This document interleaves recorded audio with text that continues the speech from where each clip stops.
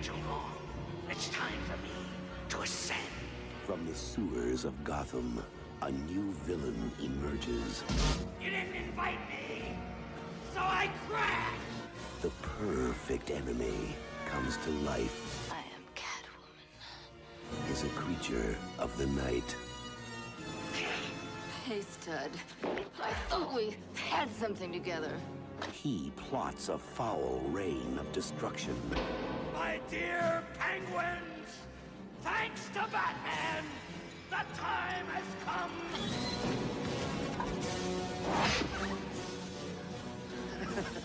You missed.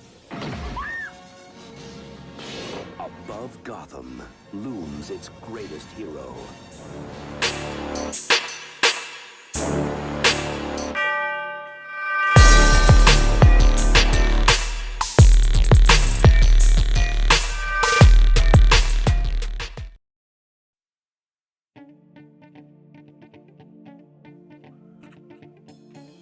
Hello, everyone. Once again, I am Batman. I was actually out fighting crime. I cleaned up the streets. I got rid of the Joker. And then this other zoo-like creature called the Penguin. And another person called Cat Lady. Wait, what? What, Alfred? Catwoman? Oh, Catwoman came, and I had to fight the crime of that as well. I'm sure you already know who's underneath the cowl, but I'm gonna take it off and show you guys once again that I am Batman, ladies and gentlemen. Close your eyes. Yes, once again, ladies and gentlemen, it is me, Faccis from Faccis Cinema, the one and only Batman, continuing my top moments of the Batman franchise, moving on to the next film in the lineup, and this time we're talking about Batman Returns. One of my favorites growing up as a kid. When I put this on, I immediately jumped right back to the time when I was a young boy.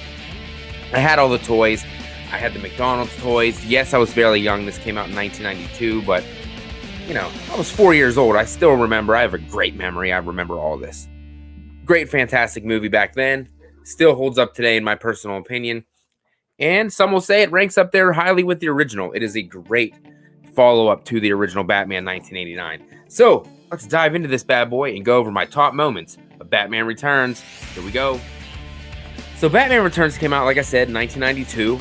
Stars Michael Keaton reprising his role as Batman once again.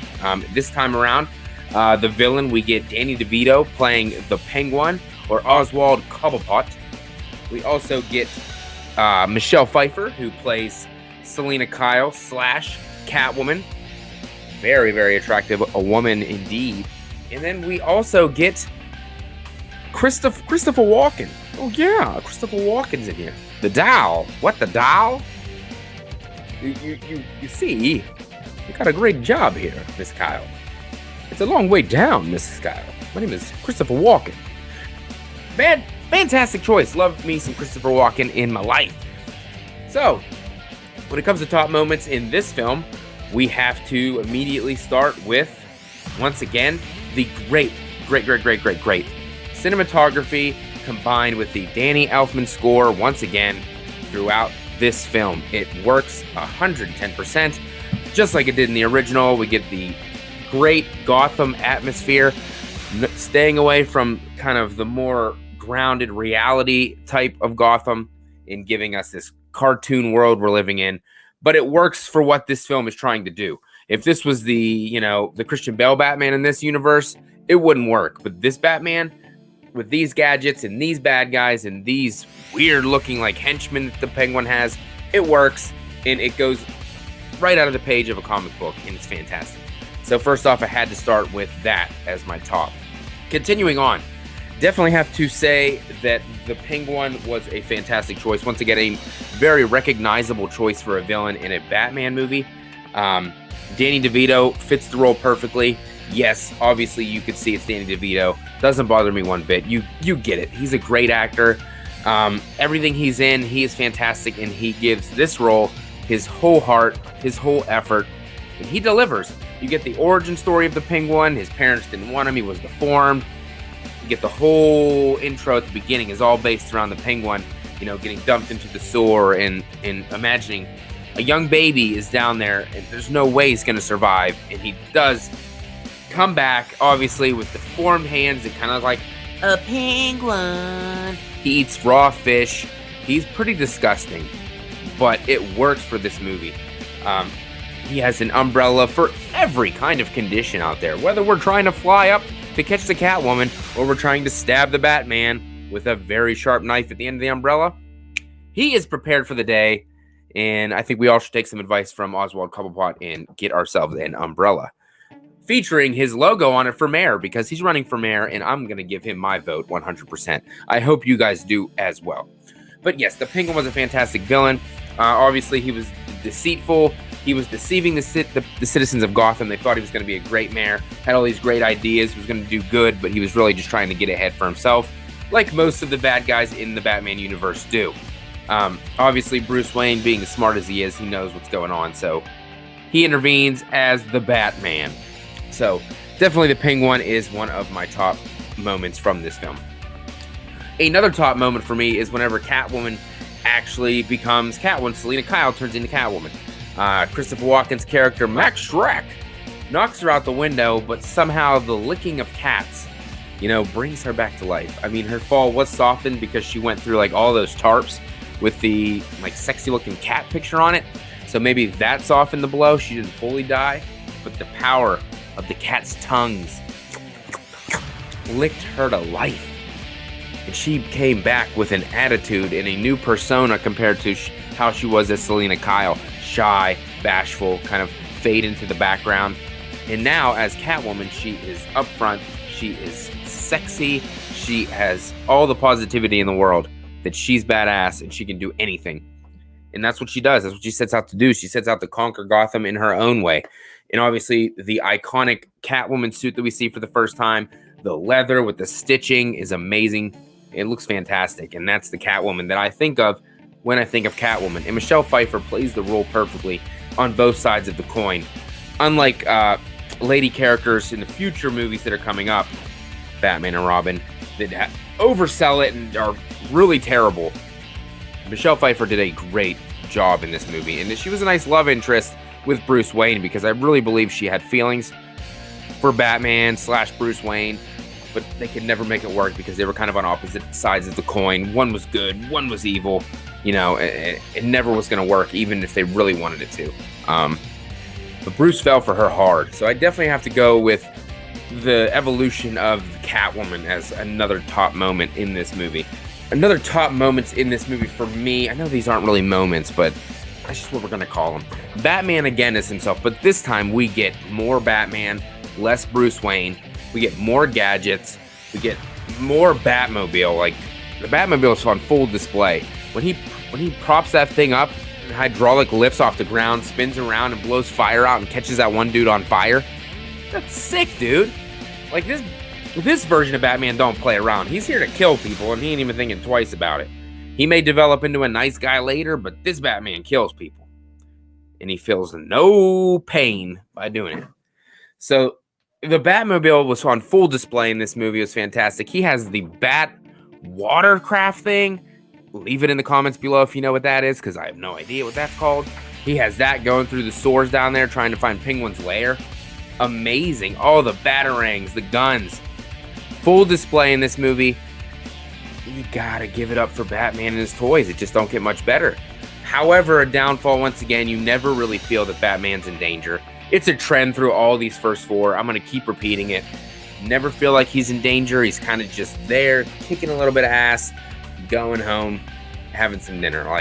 Never once are you in any kind of, suspense that he's not gonna get through it, because it's just way too cartoony for that. And I'm fine with it because it works for this. It works for this film 100%. And probably one of my last top moments in this movie would have to be the end scene when the Penguin armed all these real penguins with missiles, which is hilarious, by the way, because just to see them and then the missiles come out, it's mind-blowing. You got to think, is there midgets in those suits, or did they really get penguins? You got to ask yourself that question. And I don't know the answer. I'm pretty sure they're not real penguins. But if they were, why are they not at my zoo? Why are they not locked and loaded at my zoo with missiles attached to their backs? Why aren't North Korea getting these penguins and trying to shoot them and stuff? Yeah, I'm putting all these ideas in your mind. War penguins, baby. That's what they're called. But yeah, once it gets to the end, his like group of posse of like weird circus clowns for some reason and shit, and the guy with the monkey in the box, once they know Batman's coming, they get the hell out of Dodge. They back up, they leave, run away, because Batman's gonna kick his ass. And you know Danny DeVito's Penguin ain't beating Michael Keaton's Batman up, no way, shape, or form. One of them is in really good shape, and one of them is a bit thick. One of them got a butt in the front and in the back. I'm talking about you, Penguin. Gosh, he's so round in this movie. It's incredible. Batman just can push him all around or roll around like a bowling ball. And don't forget, the Penguin had some pretty cool gadgets as well. He had that rubber duck that like went on water and climbed up. It was like an ATV. Fucking amazing gadgets in this. Just the cinematography, everything about it is amazing. But that final scene when the Penguin's trying to fight him and trying to, you know, kill the Batman, and it's impossible because it's never going to happen. And then the Penguins turn on the Penguin and they shoot the missiles on him. And then they like ceremoniously go down once he falls through the back of the glass part of the zoo and hits the bottom. And they go down and like gradually slide him into the water so he can be at home. Such nice Penguins. They're great caretakers. They've really kept him in good shape, the Penguins themselves. Fantastic. But I love the ending scene of this movie, 100%. My favorite character in this one would probably have to be Selina Kyle / Catwoman. Just her character arc of going from the shy, you know, bashful, stay in the background woman to becoming a strong, fierce, you know, in your face type of woman, get things done type of woman. She knows what she wants. She's back for revenge against Max for obviously pushing her out of a window that he's in shock about seeing later. Oh, Selina Kyle, are you dead? What? The doll? The doll? Christopher Walken, what? The doll? Bruce Wayne? What are you doing here, Bruce Wayne? God, I love him. I love Christopher Walken. But it was good for her to come back and take care of business because the ending of this movie, quote to my man Brett from Goodwill, was very shocking. The Joker and Catwoman shock people in these movies. It's fucking wily. But yeah, Max gets electrocuted, and then the aftermath of people getting electrocuted is pretty terrible, but I think it's supposed to be that cartoony. It works for this movie. If it was something else, people would bitch, but for this, it works the way the aftermath is. All like bones there and the hair's still there. Looks fucking weird, but we'll take it. So it gotta be Michelle Pfeiffer as Selina Kyle / Catwoman, just for her character arc and what she has to go through in this movie. She has a lot of emotions going: love, hate, revenge, you know, lust, all kinds of stuff going on in her brain. And she got to sort through it all. And you think she's probably dead at the end, but she's not. The camera zooms up whenever, oh, Merry Christmas, Master Wayne. Merry Christmas, Alfred. Goodwill toward man and woman. The camera zooms up, the Batman symbol in the air, and then you see Catwoman's alive with a new damn suit. She's there. So that was pretty cool, but we never got anything more of it because they switched directors and went a different way, unfortunately. But now for the rating of Batman Returns. I gave the original 4.25 out of 5, and I am going to give Batman Returns... You know what? I'm going to give Batman Returns a 4.25 as well. Yes, it has the same score because it is just as good as the original. I prefer this one to the original, but I'm going to give it the same rating. I know it seems like a cop-out, but I got to. 4.25 out of 5 Bat rating. You guys got to let me know your thoughts on what moments in Batman Returns that you really enjoyed, and what is your rating for this film? I'd love to hear it. Leave it down in the comment section below, and I'm going to keep pumping these bad boys out. Next is going to be Batman Forever. I mean, it does have a great song in it. It got Kiss from a Rose from Seal, so I'm looking forward to that, I'll tell you that. But that'll be the next one. And once again, keep an eye out for February 9th, me and Brett from Goodwill Hunting, starting Watch Until You Drop, our watch-along series that we're going to be doing, starting with Scary Movie. We're looking forward to doing that as well. And we will also have another special announcement coming that day as well of some upcoming content in the distant future.